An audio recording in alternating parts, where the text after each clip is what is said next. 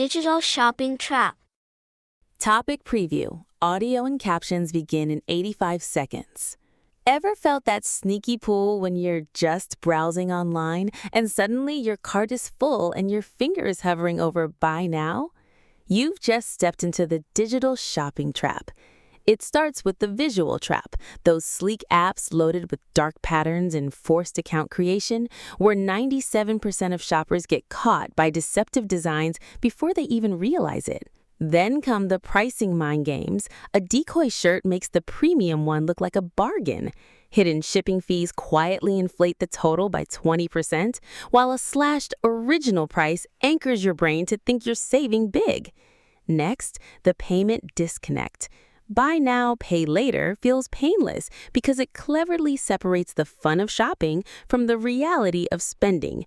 Your brain barely registers the $500 leaving your future self. And just when you hesitate, the manufactured urgency kicks in. Countdown timers and only one left trigger FOMO, the fear of missing out, spiking impulse buys by 200 to 400%. But here's the good news.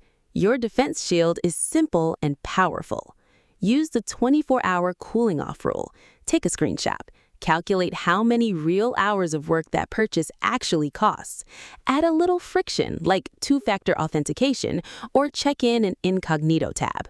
Stay aware, stay playful, and keep your wallet smiling. You've got this. Welcome to this custom deep dive into what we're calling the digital shopping trap. Today, we are unpacking a really fascinating stack of sources for you. Yeah, we've got a Central Bank of Ireland study on buy now, pay later, an IIT Delhi paper on user autonomy, plus a bunch of e-commerce marketing guides. And some actual, real-world survival tactics from Reddit users. Our mission today is to figure out exactly how these digital storefronts are basically hacking your psychology. Right, and more importantly, how you can actually reclaim your wallet from them. Okay, let's unpack this. Yeah. Because I read that a staggering 97% of popular mobile apps use these things called dark patterns. Right. It is, honestly, it's like being trapped in a digital escape room, where the only exit is the checkout button. What's fascinating here is how these patterns actively threaten your autonomy, like your actual agency and control as a consumer. Wait, how do they actually do that, though? Well, think about countdown timers. That is like their ultimate weapon. When you see that clock ticking down, it triggers real physiological arousal. Oh, wow. So it's not just a subtle nudge. Not at all. It weaponizes FOMO, fear of missing out. And according to those marketing guides we looked at, adding a timer can increase conversion rates by 200 to 400%. That is insane. Here's where it gets really interesting, though. We go from the visible pressure of those timers to this totally invisible psychological trap, which is credit. Right, the buy now, pay later options. Exactly. And the data shows buy now, pay later makes you spend 4.39% more overall.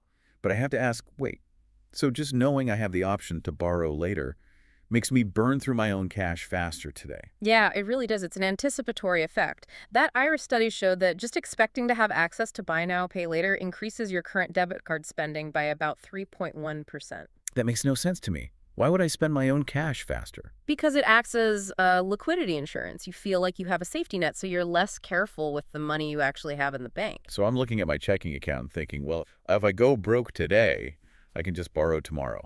Exactly. And it gets worse if you actually use it.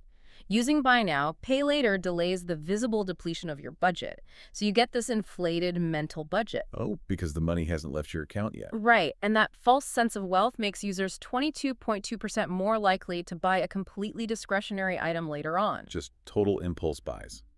So what does this all mean for you, the listener? How do we build defenses against this? Well, if we connect this to the bigger picture, traditional warnings completely fail.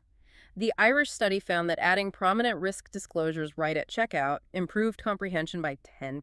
Which sounds good on paper. It does, but it didn't lower spending at all. People understood the risk better, but still clicked buy. You are so caught up in the urgency that logic doesn't work. Consumers really have to create their own friction. Which brings me to those brilliant guerrilla tactics from Reddit. Since the platforms remove friction, users are adding it back. Like the waiting game, where you use a wish list to separate an impulse from a genuine desire. That is a great way to cool down that physiological arousal we talked about. But my favorite is this physical hack someone shared. They enable two-factor authentication for their purchases, but they leave their phone on another floor of the house. That is so smart. Right. If you want to make an impulse buy, you literally have to stand up, walk downstairs, and get the code. And by the time you do that, your rational brain has come back online. E-commerce relies entirely on stripping away your autonomy to accelerate your buying cycle. So your best defense is just deliberately slowing it down. Also, But thinking about all this leaves me with a pretty chilling future scenario from the source material. yeah, where this is all heading. Exactly. Imagine what happens when urgency marketing integrates with wearable tech. What happens when a store sends you a flash sale alert, the exact second your biometric data shows you are stressed, impulsive, and most vulnerable? Think about that the next time you feel the urge to click buy. Hi, thanks for watching. If you want more videos like this, please subscribe to my channel. Bye.